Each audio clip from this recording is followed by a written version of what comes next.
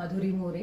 मी आज तुम्हाला आमच्या नागपूर साईडचा पारंपरिक कातीचा झुणका दाखवणार आहे आणि मुळ्याची कोशिंबीर, हे दोन पदार्थ नागपूरचे पारंपरिक पदार्थ आहेत, ते मी आज तुम्हाला दाखवणार आहे। आता लागणारं साहित्य आपण बघूया।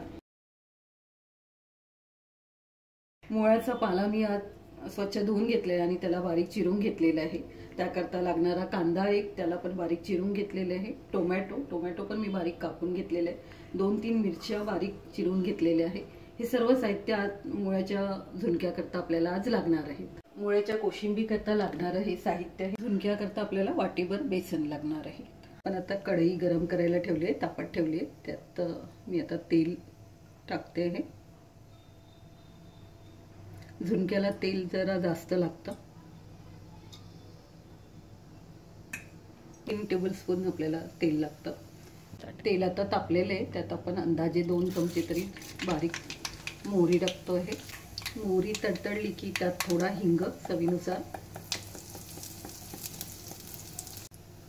त्यानंतर चवीनुसार आपण मिरची टाकतो। त्याला जितकं तिखट हवं असेल त्याप्रमाणे। मिरची झाली की त्यात आपण कांदा टाकायचा आहे।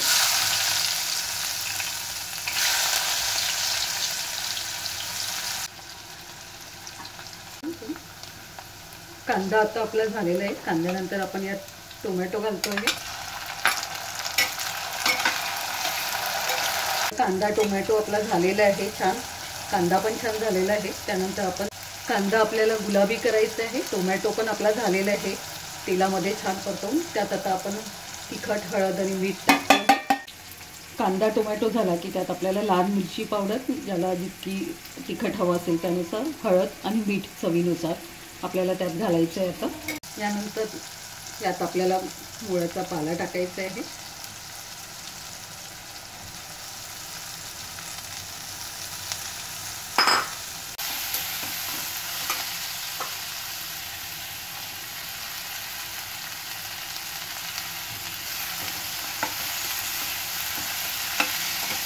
मीठ घालताना नेहमी एक गोष्ट लक्षात घ्यायची की पाती कुठलीही मुळ्याचा पाला किंवा कुठल्याही पाल्याचा जेव्हा आपण भाजी करतो तो तेलात टाकल्यानंतर ती कमी होते, त्यामुळे मीठ शक्यतोवर थोडं कमीच टाकायचं। मुळ्याचा पाला पण छान झालेला आहे। टोमॅटो, कांदा, तिखट, मीठ सगळं एकजीव झालेलं आहे आणि छान तेल सुटलेलं आहे। आता यात आपण बेसन टाकूया, पेरूया। खमंग वास येतो आहे, आपल्याला लक्षात येते की झालेलं आहे कांदा टोमॅटो, आणि त्यात मी वाटीभर बेसन टाकलेलं आहे।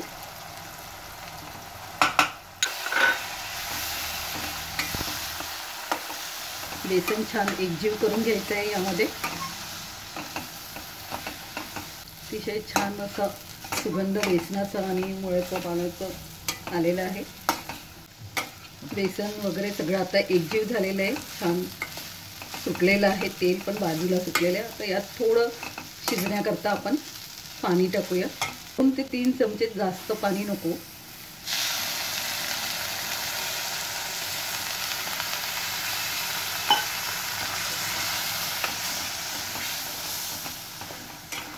एका बारीक गॅसवरच आपल्याला सगळं शिजवायचं आहे। हे शिजतानाच यात आपल्याला आता थोडी कोथिंबीर घालायची आहे।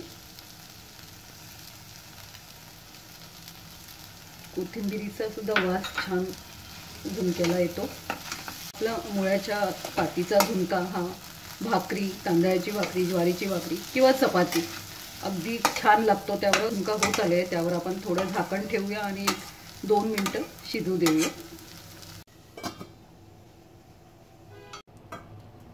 तर गॅस आपण बंद केलेला आहे आणि आपला झुणका रेडी झालेला आहे। वाफ आलेली आहे आणि छान शिजलेलं आहे आणि झुणक्याचा एक असा छान वास येतो आहे। आता हा आपल्याला गरम गरम रेडी टू सर्व। ही नुसतीच झटपट होणारी रेसिपी नसून यात पौष्टिक आहे। मुळ्यामध्ये फायबर्स आहे, डाळीच्या पिठामध्ये प्रोटीन्स आहे आणि झटपट होणारी आहे, त्यामुळे स्वादिष्ट आहे आणि पौष्टिक पण आहे। आता आपण मुळ्याची कोशिंबीर बघूया। मुळा हा स्वच्छ धुवून मी किसून घेतलेला आहे। त्याकरता कोथिंबीर, दही, मिरची आणि चवीनुसार मीठ आणि थोडी साखर।